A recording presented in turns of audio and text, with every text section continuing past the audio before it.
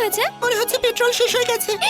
Super, no problem. চাঁদনি রাত, আকাশে তারা ঝলমল করছে, ঠান্ডা হাওয়া দিচ্ছে আর রেমো দিদি সাথে আছে। চলো হেঁটে যাওয়া যাক। আজ মনে হচ্ছে কাজটা হয়েই যাবে, কিন্তু বারবার দিদি বলাটা কি খুব প্রয়োজন? মনে হচ্ছে তুমি ভালোবাসায় খুব বিশ্বাস করো। কেন? সেই জন্য তুমি রোমান্টিক সিনে হারিয়ে গেছিলে।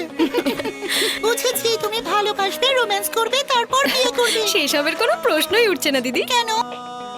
এই হলো আমার ভালোবাসার কাটা, আজ একে একদম উপড়ে ফেলে দেবো। এই কার্টুনটা আবার কি? মনে হচ্ছে কোনো কার্টুনে আমি দেখেছি। ভেরি মুখ সামলে কথা বলো আমার হবু বর। দেখো তুমি কত সুন্দর মিষ্টি একটা মেয়ে, আর এই দেখলে পুরো খিটখিটে ছোড়া বলে মনে হয়। একে বিয়ে করলে জীবন অতিষ্ঠ হয়ে যাবে। এমনিতেও কোনো ডাক্তারকে বিয়ে করাটাই উচিত নয়। আর তুমি অ্যাক্টরকেই করো, বুঝেছো? অ্যাক্টরকে?